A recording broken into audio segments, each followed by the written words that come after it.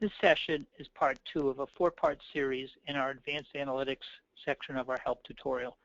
The first section, Deep Data Discovery Made Easy, talks about the thought process behind blending and modeling data. This one, we're going to go into how to structure a proper model. So it's a lot of the process behind picking a target, comparing it with a base population, selecting the proper explanatory fields, and then constructing a model. The session after this, Cross-Table Calculations, talks about how to create specific calculations in Advisor for creating explanatory factors out of other tables. And the last one in the sequence, Building a Model, talks about more of the software controls to build and save the model. So they're all meant to work together. This one is more about the process. And we like to say, 80 to 90% of getting a model right is how the team thinks about and sets up the core factors of the target, the base population, the explanatory fields. That's much more important than the actual running of the model, and that's what we're going to go into here. So in this session, I'm going to take about 30 minutes and walk through an Advisor predictive modeling workshop. We're going to talk about what is predictive analytics, what's our software actually do, the Analyst X, the strategy and sort of best practices behind building a model, then using that to find new targets and scoring and looking at outputs, and we'll go into next steps. So high level, the idea behind predictive analytics is to use mathematical tools and algorithms to examine and determine patterns in one set of data. So there's a target, there's something you're looking at, in order to predict behavior in another set of data. And a good example would be in fundraising. I have a bunch of high-rated people. They're all rated able to give over $100,000, for example. And a group of them have given over $100,000. They'd be a target. You'd want to examine them and find out what makes that group of people who have the capacity and if it then also had the behavior different from the rest of the population who have the capacity but have not had the behavior. And you would use that to score and find other people who have those same characteristics who would then be the most likely people to make a large gift. So that's the idea. And this integrates really well with in-memory data management and data visualization because our visual discovery tools allow a person to explore data and see the patterns.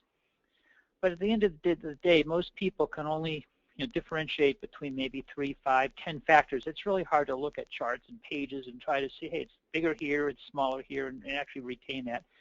So these algorithms can rip through 20, 50, 100, 10, however many factors or dimensions and sort them out and figure out these ones really matter, these ones are really statistically insignificant. So when we're building one of these models, there are several concepts. There's a target, which is what you're trying to look at, and there's a base population, which is everything you're trying to compare it to. And so let's take that example of in fundraising large donors.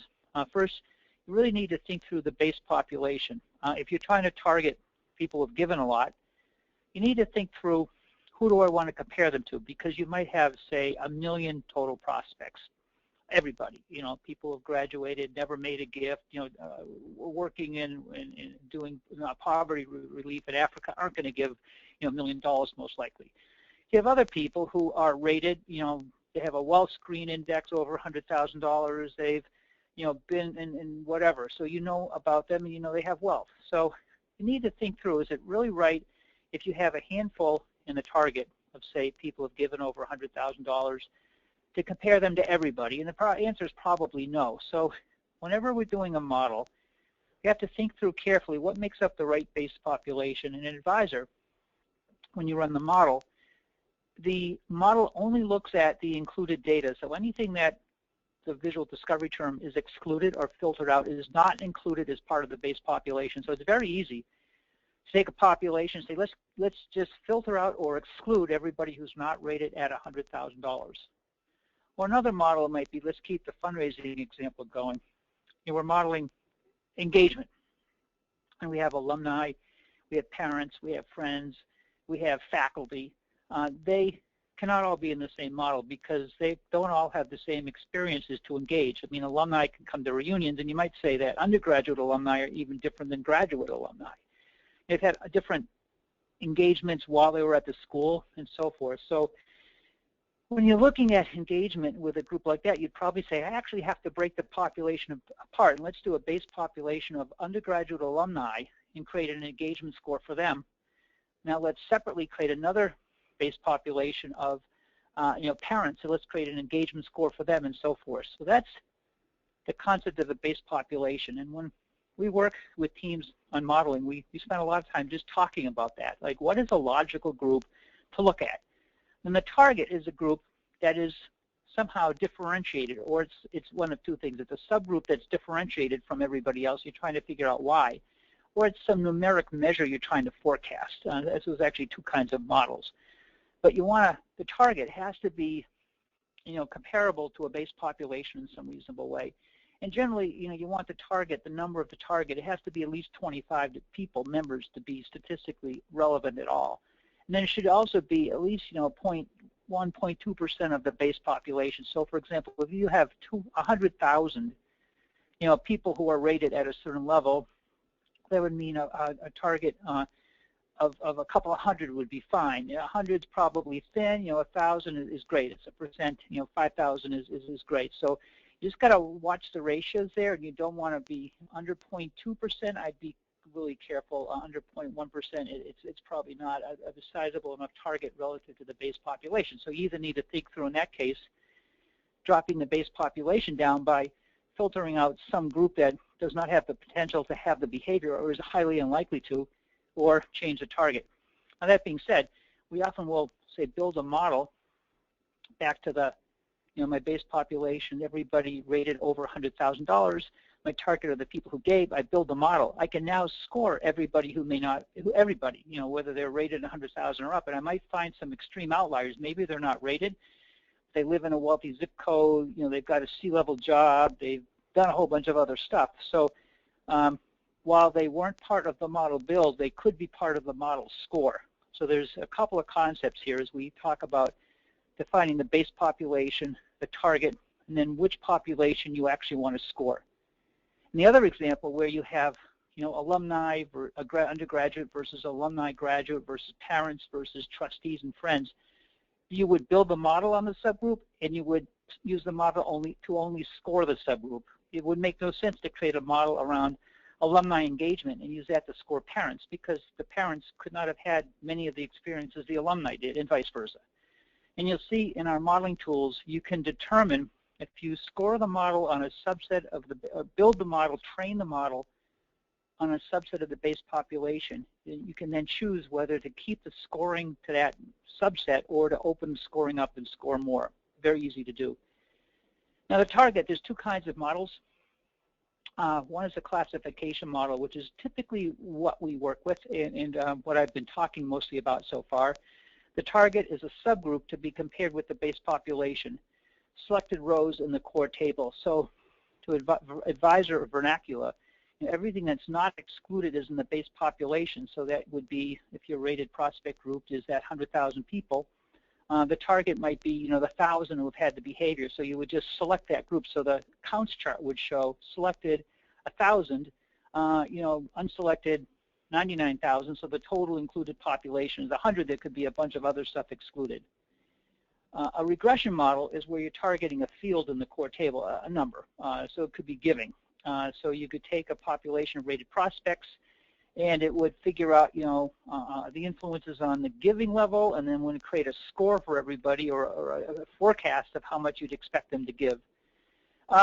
So you can use a regression model on a number like that. You can also use a classification model because you can grab a subset. You obviously, if you're trying to forecast reunion participation, that would have to be a classification model because they're either in or out. Generally, regression models run well when you have a reasonably, not an extreme distribution.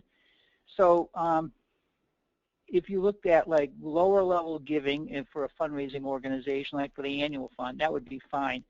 If you look at major giving, where it kind of runs from, some of those people have given, 5,000, 10,000. There's an extreme that might be up at 20, 30 million. That's really hard to forecast because you have this extreme tail on the curve. It's not a great distribution to do a regression model on. So, generally, the classification model gets over some of those distribution issues. But when we do these workshops, we want to spend a lot of time talking about the base population, the target, what makes it up, and which kind of model to run, or both. It's very easy to run classification model, and then the regression model, and cross-compare them and see what happens. The next topic is explanatory fields. Regression runs against a table. In our advisor software, it is generally the people table or the customer table. There may be a bunch of other tables. We'll come to that in a minute. But it's taken an entity and it's looking at all the different factors at the row for that entity and figuring out the relative weights. So when you're looking at explanatory fields, and if it's back to this fundraising example, it's obviously something about wealth. It could be a wealth score. It could be, do they live in a wealthy zip code town? It could be, do they have a C-level job? It could be, how many events have they come to recently? That's all influences on whether they're going to make a gift. And we encourage our teams to think broadly. Like when we do these workshops, we spend a lot of time on flip charts before we get to the software. It's really important to think through what might the influences be. And do I have some way of getting that data? I mean, maybe there's the core CRM system doesn't have activities, but activities are a measure of recent interest levels. So that's in another system. Great. Grab the table, and we can load them into Advisor. We can calculate, from the activity table how many activities they've been in the last year, the last 2 years, the last 5 years. Create different fields at the entity level for that.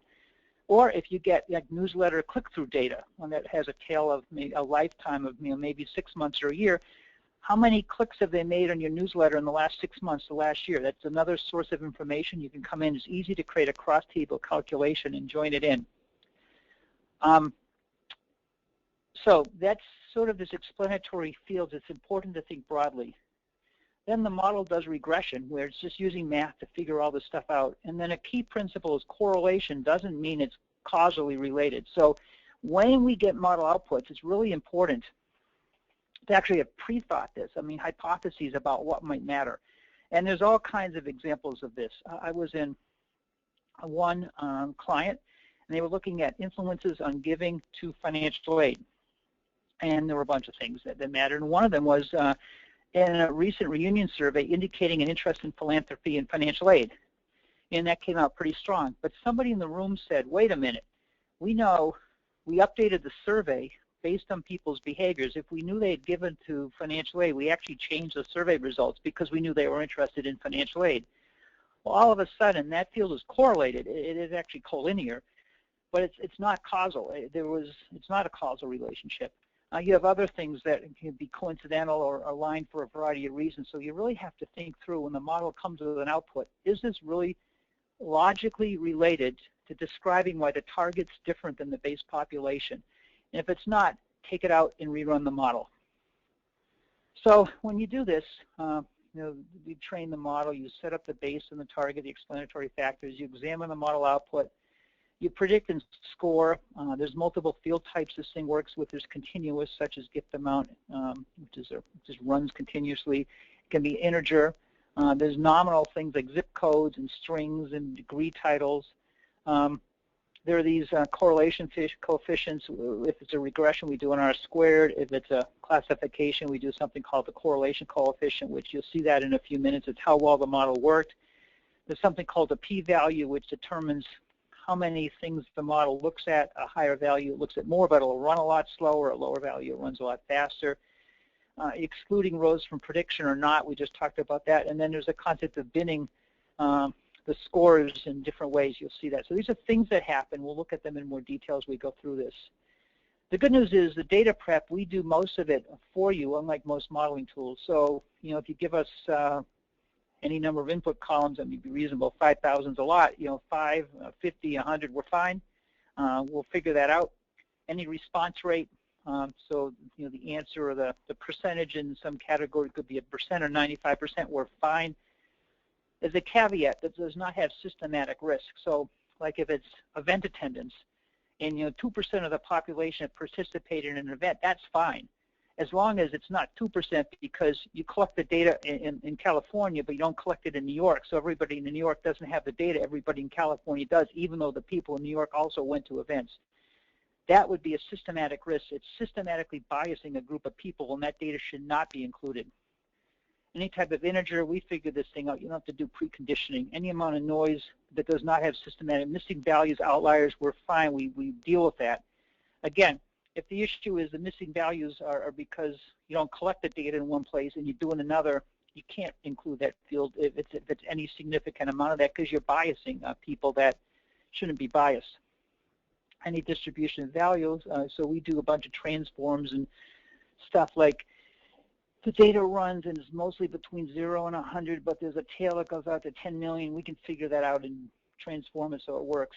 And then any relationship between the input variables. So these are robust algorithms, and you read a lot about statistics and all this data prep stuff that has to be done. Well, we've tried to automate that and take that out of the way. So this thing has the learning paradigm and regression, where you give it a bunch of data and it's trying to find out a relationship. A known set of observations like these things, it's trying to find a model with math that explains the curve, and this kind of looks like it goes down and up. And so it's going to try different things to fit it. And it creates these equations that it puts in math that can be then rerun on new data. When you load the data tomorrow and the data changes, it'll reforecast what it looks like. So the issue here is there is different degrees of risk. I'm just going to put the whole thing up. As you create a more complex model, error goes down, but unreliability goes up, because we have, for example, one client created a model with 190 variables.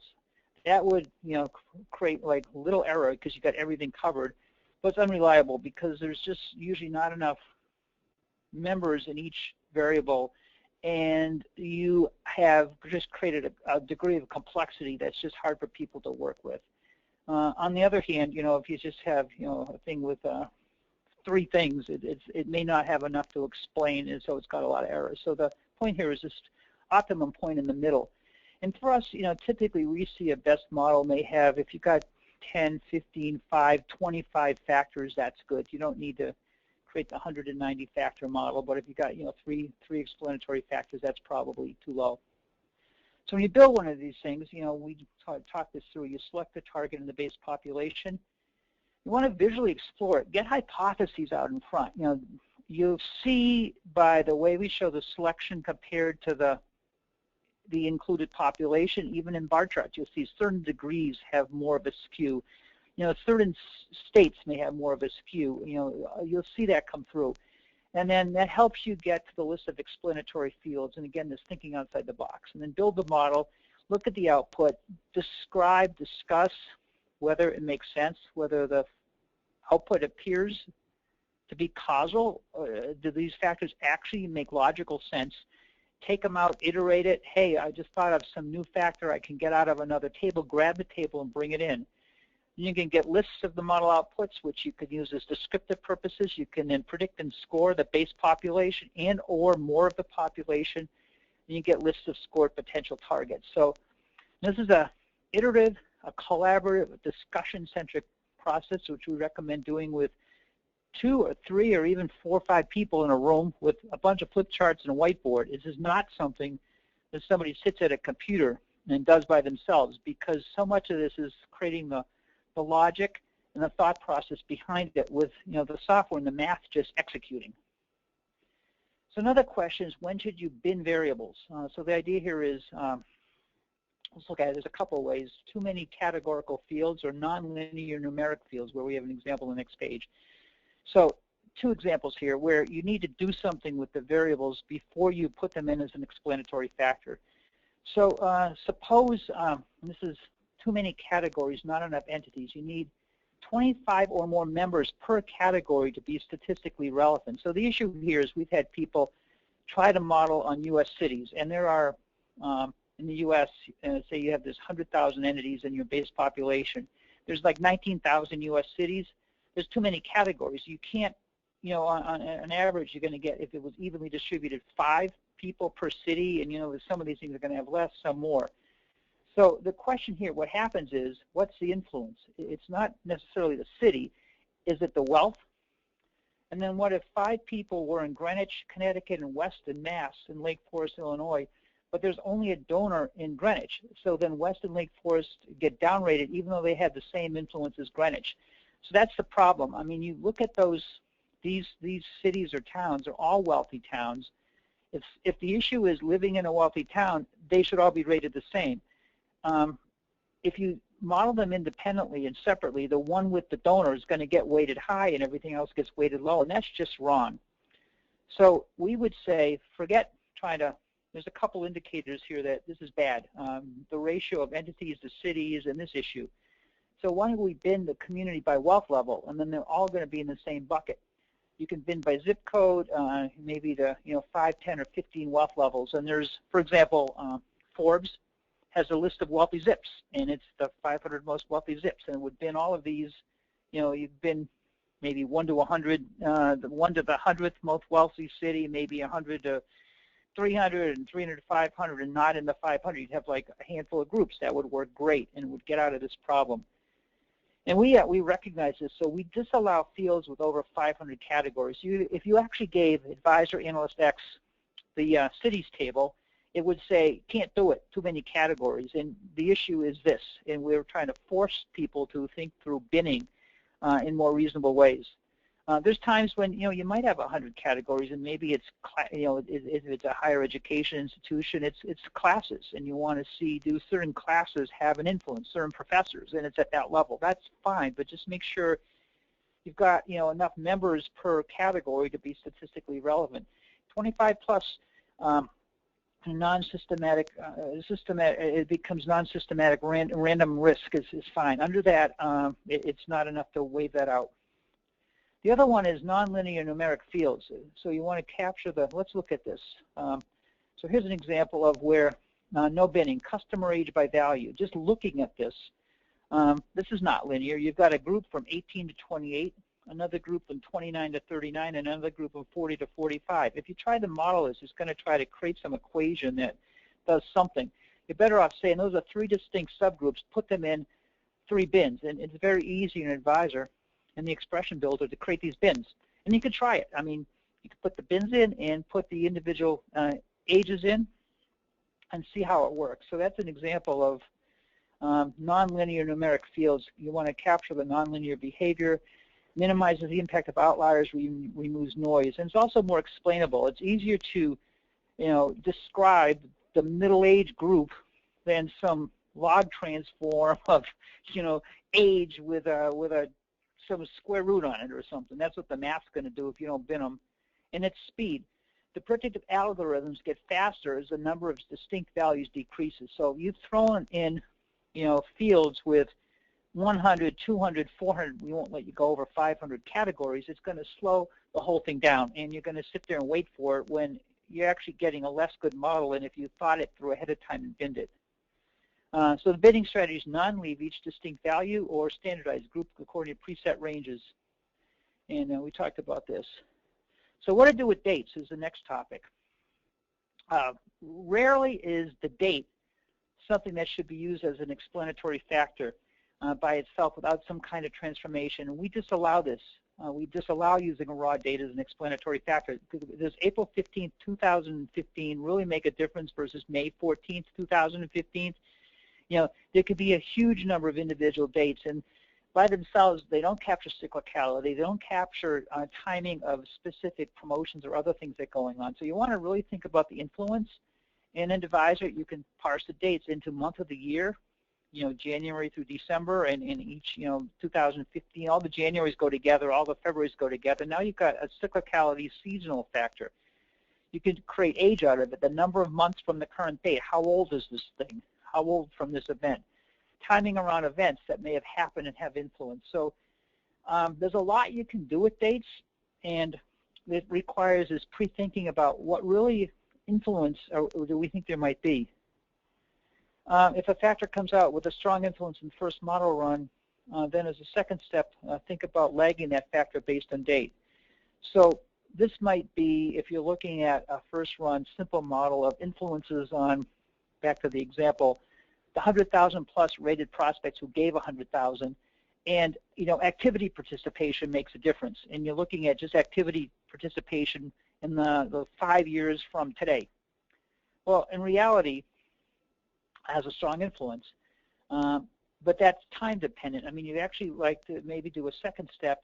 Here's his activities in the past 2 years versus activities in 2 years before the date of the entity's first $100,000 plus gift, the second model. So it's another thing you can do with date. We recommend just taking the simple approach, get the simple model first. If numbers of activities comes out really low, don't bother with it. If it comes out really high, yeah, take a look at it. Take a look at time lagging it, so you get the activities at 2 years before the date of that gift versus the 2 years before now. And all these can be done with an advisor. So as we get a little further along, modeling is best done with your teams, not outside consultants, because this is really not a black box. It's a process. It's a discussion. Your team knows the data and the context, and you don't need a statistics degree. One of our strongest users is a history major, and she has had basically very little math background, no statistics background, and she's just ace at this because she understands causal relationships. She can think this stuff through, and this is easy enough so that she can do it. And we argue that the data and the context is the key factor. And just think back to the example I shared about the financial aid matching grant. And somebody in that room knew that the reunion survey data had been updated to reflect interest in financial aid, because clearly if the people had given, they had an interest in financial aid. That's a reasonable thing to do, but how would an outside consultant ever have known that? And if you don't have the right people in the room, they're not going to know it either. So discussion process, we're really big on it, and we're, as a company, all about empowering teams to do this on their own. So let's take a look at a demo. We're going to just step through who are our major donors, who else fits the same profile but hasn't yet given at that level, out of that list, who are currently rated, staff, attended an event recently, etc. So here's a typical, for us in fundraising, prospect identification project or dashboard. It starts with a list of 94,000 prospects. We've set a filter so that we're only looking at rated prospects. It looks like we've dropped off. Actually, we're looking at rated alumni because they're going to have consistent behavior. So the base population here is a 24,763 out of the 93,000 who are rated alumni. And then we go to the giving history page because we want to select a target. And then we sweep over on the mouse. These are just lifetime giving buckets. Everybody who's given $10,000 and up, which would be 4,622 donors. So that's a target. We have a base. This is well over 0.2% of the base. It's actually, what was the base? The base was up here at 25,000, so this looks like, it's like, 15, 20% of the base. So it's good number. So we visually explore the data. These charts can be sorted by percent selected. So we're looking at now the population of the selection against the target by school. And we can see that the larger donors make up 35% of the rated alumni in the law school, the engineering school at 25%. It drops down the medical schools, 10%, and the A&S is 7.7. So there's school makes a difference. Degree level, it looks like bachelor's is coming in the highest. So the point is, these bar charts, if you resort the chart to percent selected, the highest correlation is sort of at the top, the lowest to the bottom. You can look at the stats because you can put these measures on it. There's a little property at the bottom. And you can sort of get a sense of which fields seem to matter. You want to create hypotheses. And so now you want to build the model. We selected the target, the base population. We want to determine what makes the target different than everybody else and predict who else fits this category. So now we've got to start thinking about the data. Where are these explanatory fields coming from? Well, the model runs against this core table, and it's got biographical, geographical information in it. We talked about cities already, where if it's just cities, you probably want to group them by wealth, and we won't let you put in 19,000 cities anyways. Affiliation, class year, we saw that some of these things, school matters, ratings. Then you got other stuff, degrees. Now the degrees table is a many-to-one with the core table. So what do you want to do with it? Well, one thing is, if you're looking at propensity to give, do they have an MBA or maybe a MD or a JD? Those are higher level paying jobs generally. So you can write an expression in Advisor to find if they have one of these things and create a field in here, have professional degree, or they could have two fields, have an MBA, has a JD or an MD, and then that's two more factors that come into the core table. Employment, and this is generally a list of job titles and companies, and by itself, yeah, great. But you can match out on the title name, do they have a C-level job? Does the word chief or president or something come up in there? Create a factor, has a C-level job. Maybe if they work in some target industry, if that's what you're looking at, then you could have another factor in the core table, has a C-level job. Now this is one about, we have to go back, the issue about systematic risk. If you have employment generally across your population of rated prospects, use it by all measures. If you don't, you have to look at it, is there some systematic risk to it? Like, are they some set of people who you happen to identify and know you have those and everybody else you don't? Is it just random, and you just grab some random percentage? So the answer as to whether you can use this employment data varies depending on what the criteria are for who you have it for and who you don't have it for. If it's just a random subset, it's okay, as long as you've got a reasonable coverage. If it's biased because they're the people you've already selected, no, you can't use it because you're then penalizing everybody who you haven't selected. But when you get it, it can be useful. Giving, the giving transaction table, you can figure out the number of years they've been a donor. We generally like to look at the number of the last 5 years they made a gift. 0, 1, 2, 3, 4, 5. The number of years before that, 5 years back, so it's going to be 6 to 10, 0, 1, 2, 3, 4, 5 of those years. Maybe how many years they made a gift, or maybe how many years they made a gift relative to how many years they've been out.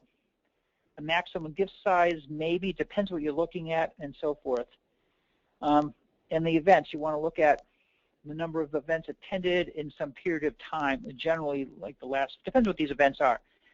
Some events have long tails, like if they went on some trip with the president somewhere or some overseas serving trip. But if they came to get dinner with a bunch of people, they really didn't know that. Probably if they've done that in the last, you can probably break it to 2 years or 5 years. So you create factors in the core table based on information from these derivative tables. The thing that then you might want to do, we talked before, that, for example, if the events came up high and you are factoring on years back from now, you might want to adjust it to years back from when they made the gift. The other thing you might want to do if this events came up high and there's a bunch of different kinds of events, you might want to do a model of adjust against the events table. So the cool thing about Advisor is you have these tables, and you can take the target and the base population, and you run on the core table, events come out high, run it on the events table, and it's going to bin the events into those that have strong positive influence, those that are neutral, and those that might be negative. And for example, and we know this, in elite schools, the things that bond people together, class agents, reunion chairs, come out positively strong. And the things that could be negative might be high school admissions interviewing, because you interview a whole bunch of people, they generally don't get in, so you get frustrated. So the events are not all the same. And in that case, you'd probably want to go back to the events table and create a key. Strong positive events, this group for the last 5 years, the numbers of these neutral events the last 5 years, the numbers of the negative events the last 5 years. So now you've got 3 columns, different kinds of events in the core table. That'll help because you know that if the people did admissions interviewing, they're a lot less likely than if they were the class agent or on some special committee to look at some project. So the summary here is think broadly, and if you don't have the data handy, go find a way to get it and bring it in. This doesn't have to be in these preset tables. It can come in from spreadsheets and access tables, and the cool thing about Advisor, you can link it all in and work with it. So now it's time to build a model. We've done all that work. You click Build a Predictive Model, and what it does is it gives you a panel over here. You click on New Model, and it opens this wizard. You name the model, Model Entity 10K, type something in. You pick the table. Here we're picking the entity table. There's 2 kinds of models. The forecast, where you pick a numeric field, or if you click New Field from Selected, it's going to do the kind of the subgroup target based on the selection. So it's going to be the target would be these 4,622 people. And you've got to go in here, just uncheck, either uncheck all and check in the ones, the factors that you want to have explored in your model, or you can uncheck the ones you don't. It depends on what the balance is, but you want to exclude the factors that are part of the selection. Like if it's on giving, get everything up that has something to do with giving, because if you put those in, the math should figure that out, but if it doesn't, it's going to tell you that people who gave more, which is not particularly useful. And some of the things are clearly not causal, like in that reunion survey case we've discussed earlier, take it out. Then over here, you've got a couple of controls. There's this thing called the p-value, where you can adjust it. If it's high, a big number, it takes longer, but it's a better model. It looks at more factors. If you cut it down, it's a lower value and less accurate, but it runs faster. So we recommend start low, because you want to just get some run through and see what's turfing up. Adjust, iterate, and move to the higher value for the longer run. This is just a pull down where you can go. It goes from like 0.1 to 0.001 or something. Just start like lower in the range and run it, and just take a look at it. It's really easy, because you can just rerun the model anytime you want. And when you're done, you just click train model, and the thing runs, and it returns a concordance or an R-squared, a concordance for a classification model, an R-squared for a regression model. It should be 35 to 90. If it's under 35, it's not explaining enough of the target. If it's over 90, it's probably overfitted, or there's a variable or two that are making all the difference, which is not enough. This is a good model. It tells you this shows you the impact on the field. Committees, sports, these matter the most. It gives you some math, and that math gets dumped into an equation in the expression builder.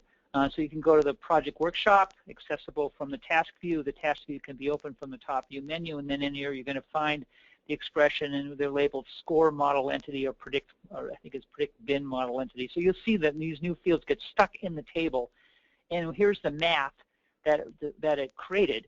And this is saved, so every time you open the project with new data, it reruns this, and it creates a score from low to high, and then it bins it into, in this case, 5 bins, and then you can examine it. We'll see that in a minute. And the normal binning is it just takes the score and bins it into fifths. So it bins 1, 2, 3, 4, 5, 0 to 0.2, 0.2 to 0.4, 0.4, 0.6, 0.6 to 0.8, 0.8 to 1. You can obviously with the expression builder change the binning. I mean, this is a pretty reasonable distribution here, where it's it's coming down, and you can just got a tail, a long tail. Sometimes this extreme distribution was really peaked, and you might want to then adjust the binning. So instead of 0 to 0.2, it might be 0 to 0.04, 0.04 to 0.15, 0.8. So you can adjust that, and then adjust these bins off of what the standard is. So and here we looked at the percentile bins from this model, and we're trying to just sort of see the the score versus the bins. What we did is we used color against these bins, and so these are the bins, and we created out of the model. We used the blue to show those have not given 10K, and the red is those that have. So you created a new page here, so you can start seeing what's going on. And then we go to the ratings page. We can examine, I think what we did here is we grabbed already rated in staff, but not at the 10K level. So we graded a subset of people, and we're then trying to explore who they are. And there's 295 people. We're able to select who are these, kind of top bins, who are then in this category. And then we can examine them across the other charts, take this 295 and look at them, where they live. Maybe we want to do some event. There's a lot in the Northeast. There's a few over here. And then export the list and do something with it. So, there's a bunch of cases you'd use this for, but, here's an example of who are the $10,000 donors. It describes who they are. We get ranked list of targets for asks. We can look at appeals. Why are some doing better than others? 6 weeks. So there's a whole lot of, in fundraising, places you could use this for. And our work is obviously I've used fundraising examples, but we do this across the board. Manufacturing, it can be what are the characteristics of an order that's going to take longer to run through machines than others, and let's flag them right up front. It could be, what are the conditions I need to worry about on my shop floor? My machine's going to start misperforming. We do work in healthcare where we can flag patients who may have a suboptimal outcome or a pricing or a cost issue, and we can flag them up front at check-in using these algorithms. So there's a whole set of things where this concept of exploring the data with math to figure out what makes a group different than another, and creating these scoring bins so you can quickly identify populations that are like that and take action on is really important. So that concludes the predictive modeling workshop, and we look forward to working with you, and take care. Bye.